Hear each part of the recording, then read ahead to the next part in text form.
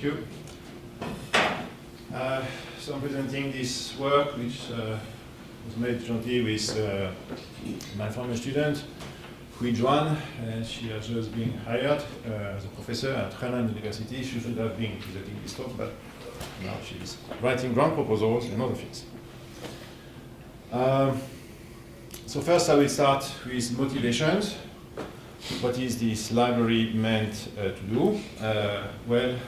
It's meant to support problem mainly in the areas of compilers and dealing with questions like automatic parallelization, which first implies to understand data dependencies. So say you have a simple for loop nest here, at the top left here. And essentially you want to know if you can replace the for by parallel for. So you want to understand if you have some data dependencies.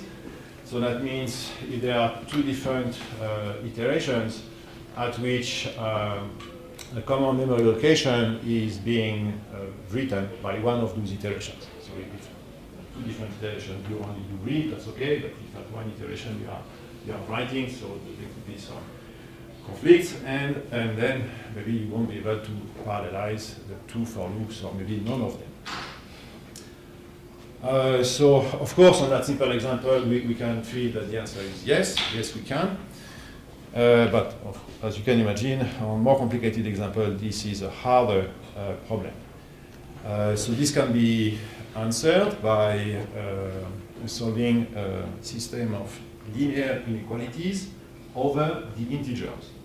So essentially, you ask the question for each memory location, so for each actually array reference, whether two different iterations are accessing that same memory location. So in that system, you have two pairs ij for these two different iterations. So you have ij, I prime, j prime, and you ask whether it's possible that they would access, let's say, this coefficient of the array. So you can solve this system of inequalities. Again, it's over the integers, and figure out that there are no solutions, therefore no data dependencies, and that for loop can be parallelized. So more generally, we are interested here in finding the integer points of polyhedral sets. So things that look like this. So essentially intersections of half spaces. Some of them are familiar. They are given maybe by some regular solids. Other, like in automatic parallelization, are not that pretty and will be given to you in the form of system of linear inequalities. So with Rui-Juan in the course of PhD, we developed a method for decomposing this system of linear inequalities. So that means decomposing your input Z polyhedron, which I will define formally in a moment, into, I would say, some meaningful components. So here my input polyhedron here is given by this form. Three of them are just a single integer point. This one are a few integer points around the segment, and the rest is in that sort of main component. And so solving here means, so you start from your input Z polyhedron, or let's say polyhedron for which you are looking for its integer points, and you provide as output some Z polyhedra with good properties. Such that, of course, each integer point of the input can be defined in one of those, and the other way around. So you have a decomposition, and actually it's an unredundant decomposition. And of course, each component has at least one integer point. And you have some, I would say, extension properties similar to what you have with regular chains. Yes, of course, this is where we got the inspiration. So that means, let's say here, for each value that you give to t, you will find at least one point. But here I will not give any formal definitions. I will, maybe if you're interested, look at the papers. So once you have this kind of decomposition, you can solve problems, for instance, like min-lex. That's another very important problem in scheduling, automatic parallelization, and all these things in the area of compiler theory. So you are looking at your polytop, and you want to find, among all the integer points, one which is minimum for the lexicographic order that you are imposing, let's say, from your loop nest. So once you have the kind of decomposition that I've presented before, it's relatively easy to find the mean legs for each of the components, and after that, deduce the mean legs for the whole thing. So this is the sort of problem that I'm interested in, and I will mainly give a demo of our Maple library. Again, I will let you look at the papers for the theory, and as I'm going, I will introduce a little bit of definition and concept, but mainly through examples rather than through formal definitions. So I'm starting here with the Z polyhedra library, which is organized in some modules and a few top-level commands that we'll see in a moment. The core engine is parametric integer solve for solving system of linear inequalities in a parametric fashion. Maybe some of you know that, so we also started some years ago the Maple polyhedral set. That's a library in Maple, so we implemented, I would say, the algebraic routines, and then MapleSoft designed and implemented the user interface and the plotting routines and so on. So Z polyhedra is mainly focusing on the integer points of polyhedral sets, whereas the other library is essentially for the rational points. But here we still have a few routines, new routines related to rational questions. So for instance, we developed a new algorithm for doing Fourier mode skin elimination. So that is for solving system of linear inequalities over the rational. So it's also a new algorithm based on the ideas of Egon-Ballas. So essentially we transport the problem to manipulating extreme rays of a cone. But I won't give much detail for now, but the method is available here through there is a submodule called, yes, polyhedra 2. So that is about rational points of polyhedral sets. So for instance, given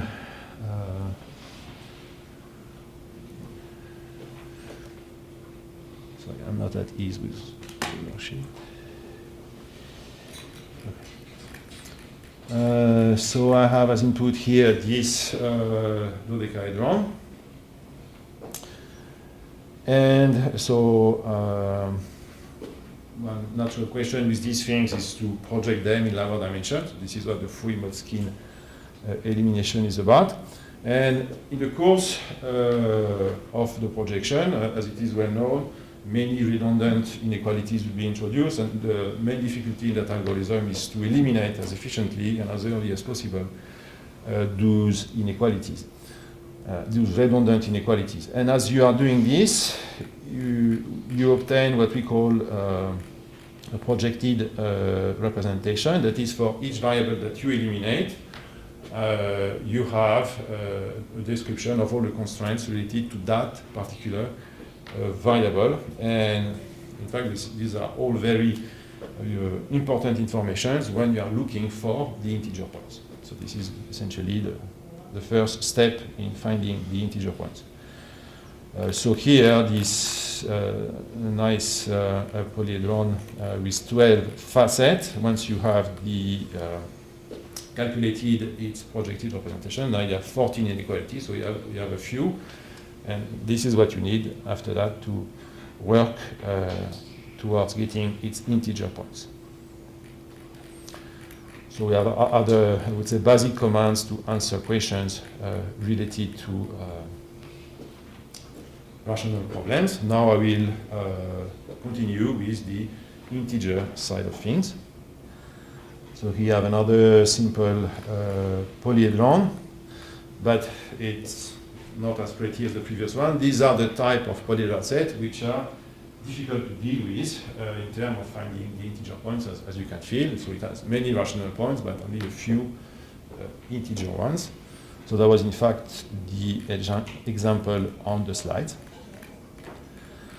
So a couple of years ago, we implemented the first algorithm based on the idea of William Hague, so the author of the omega test, the omega project, which, to make it simple, generalizes the ideas of, let's say, solving Diophantine equations over the integers. Say you have something like 2x plus 3y equals 5. To solve it over the integers, you are going to introduce a new variable k, and then you will express x and y as function of k. So you can extend this sort of ideas and have a method that would solve for the integer points of your polyhedral set. But then with the inconvenience that you introduce lots of tag variables to denote some sub-expressions. So we'll see in a moment how we can make that better, which is a new algorithm that Rui-Juan came up with.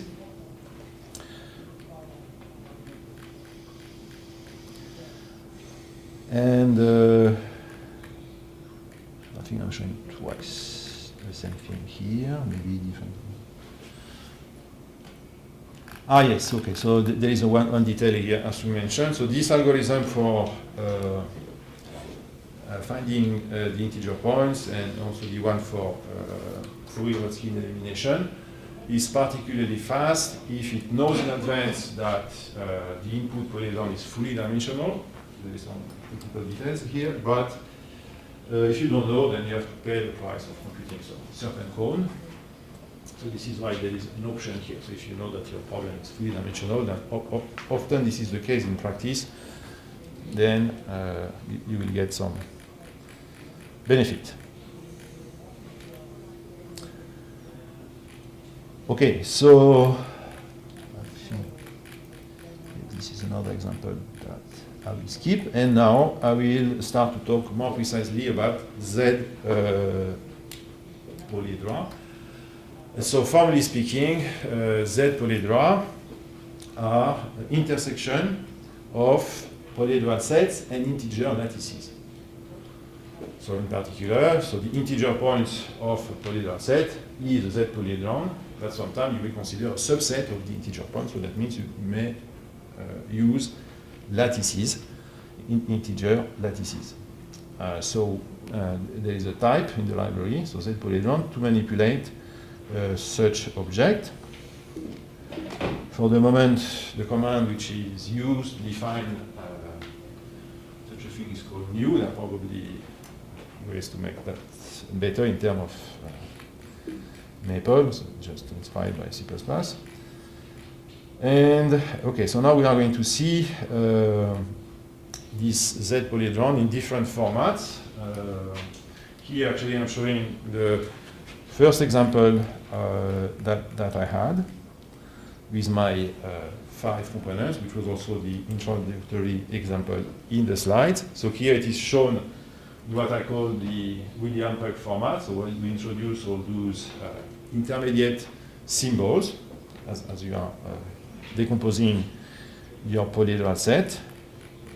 But there is another way, and in this way we avoid introducing symbols.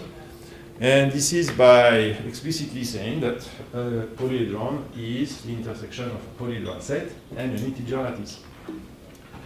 So for each component, let's say this one, probably corresponding to that one above. So here I have equation and inequalities about the input variables. And here I have a lattice, so saying here that the vector xyz is equal to that matrix times an unspecified vector of parameter, let's say t1, t2, t3, plus that vector. But we don't need to specify that vector of parameter. So in this way, we do not introduce any intermediate symbol.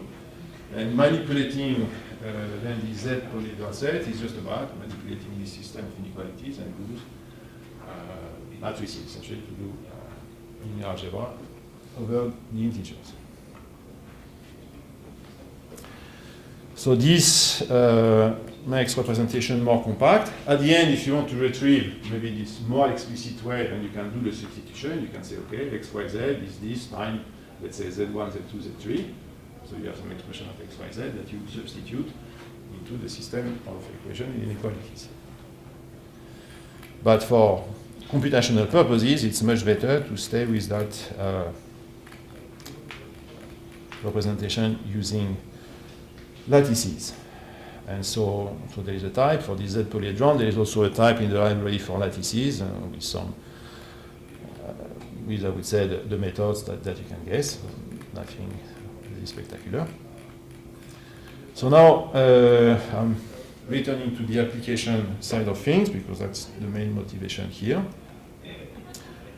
This is a more advanced problem of dependence analysis. I would say it's a real problem when you have some code.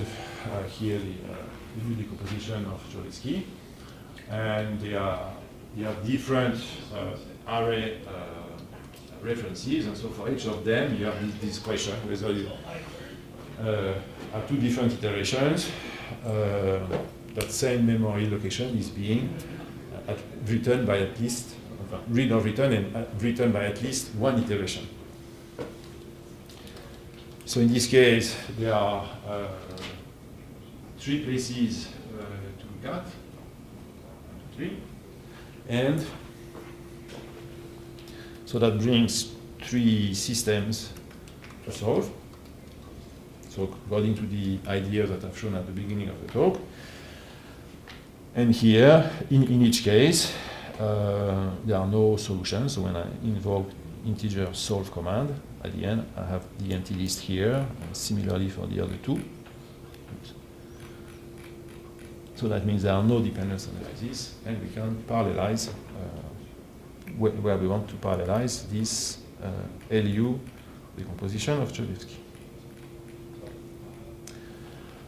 I'm looking now at another problem proposed actually by William Perk. So there's a few papers about problems of the following shape. You have a for loop nest, and you want to know what is the total amount of memory locations that you are accessing during the execution of the for loop nest. So the for loop nest here depends on some parameter n. So this problem can be phrased, I would say, essentially like a Presburger arithmetic problem. So you can describe the constraints, and essentially what we want to do is to figure out the total number of those pairs here. And when we started to work on this sort of problem, so we were still using the algorithm based on the omega test, and therefore these tag variables. So yes, we can express the problem using our tools, but then we have an output which is not very useful, and we will see in a moment that we can make it better using those lattices. But before I do that, I will also introduce another similar example, again coming from this problem of automatic parallelization, optimization, and so on. So here we have another loop nest and some sort of stencil code. And now what we want to know is the total number of cache line accesses. So it's a similar problem with additional tricky things because we have to handle some division by 16 because of cache line size. So we have to be a little bit careful when we turn the problem into our system of equations and inequalities, because again we are dealing here with integers.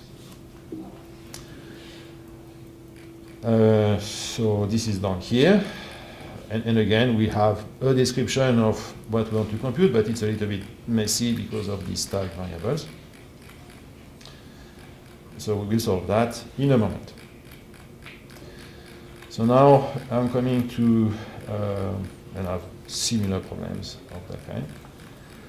I will come to the core engine, which we call parametric integer solve. So now this allows to do this integer solving in a parametric fashion. So we have two group of variables, one that we see as unknowns and the another one that we see as parameters.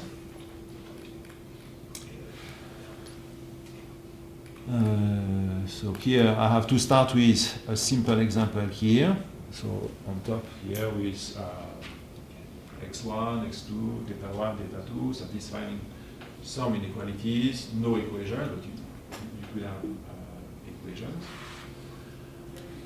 And so here I'm invoking the command parametric integer solve. Here, for the moment, we are not specifying who are the parameters. Then, by default, everyone will be seen as an unknown.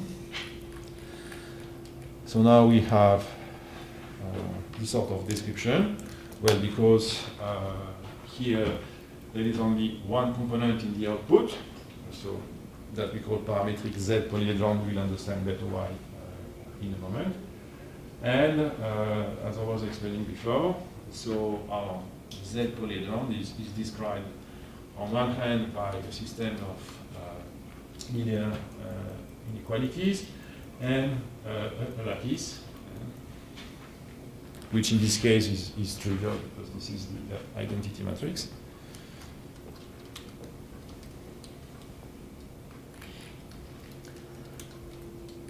Now, still solving the same problem, but specifying what are the parameters. So in this case, I'm saying that theta 1 and theta 2 are the parameters. So now I have two parts. So one part which is describing the constraints on the unknowns, and this other part down there about the parameters. And we will see in a moment more complicated examples.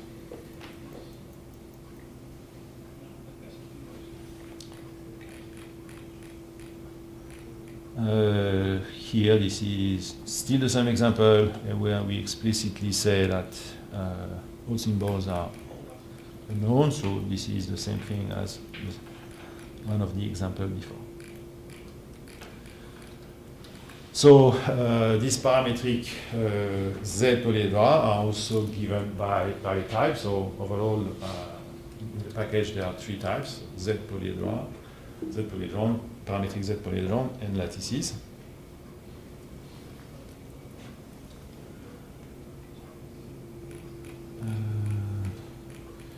So the same, I can, as in Z polyhedron, I can define from scratch parametric Z polyhedron by giving equation, inequalities, which are the variables, which are the parameters.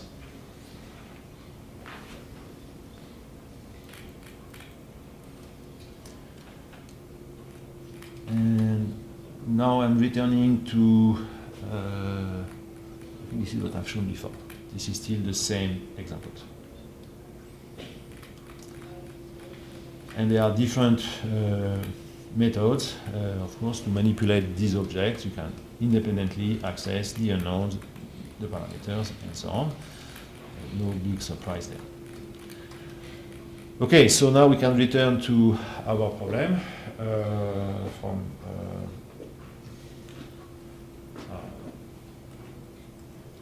for loop analysis. So first starting with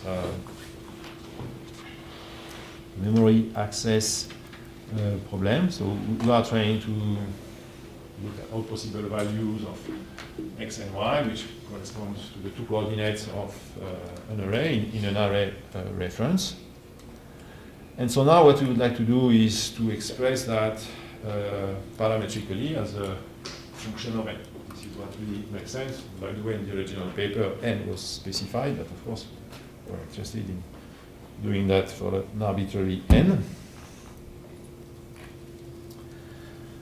So now that we use this Z polyhedra and we avoid introducing these stack variables, then what we had before is much more compact. And if we say that the least variables are x, y, in some sense n, are parameter, then we get some part which is only about x, y, and n, and therefore we will be really able to express x and n as function of n.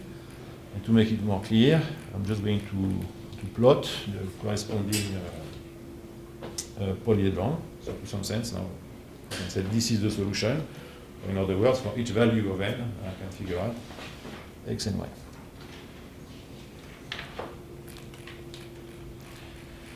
So similarly for the other problem, Cash-Smith problem, I can also say that this is a parametric problem with n as parameters.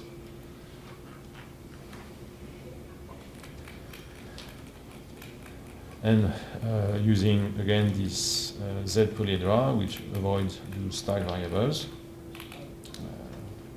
the answer is more manageable, and we can just collect together all the equation inequalities about x, y, and n, and we can say that this is the answer. So for each value of n, we can say what are the values of x and y.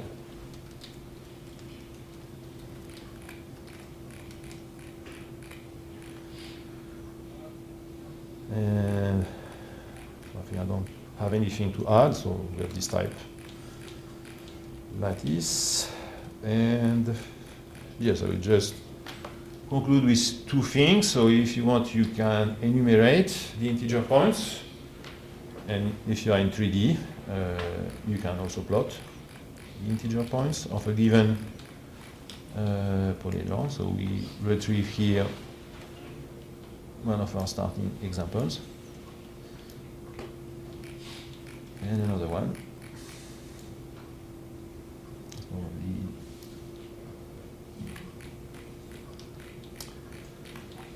And yes, I think I will stop here. Thank you.